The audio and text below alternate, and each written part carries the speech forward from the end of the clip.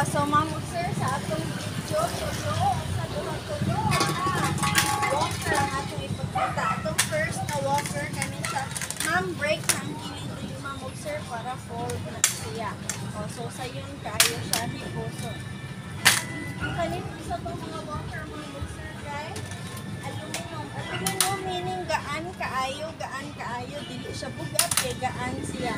So magbiyahe mo very gamay ra kaayo, very gamay gyud ang effort na magbitbit.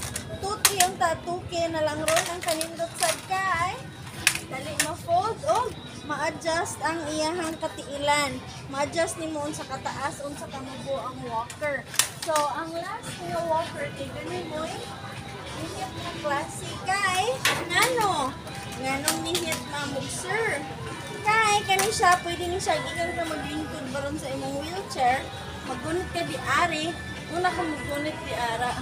So if maglingkod ka lingkod wala pwede ka ana papa o diha una ka magtuklod ana di ba o nakuha sa kaklase nga all wheels siya pero kani if ganahan mo ilisan ra og tiil dili wheels pwede ra sa jud ka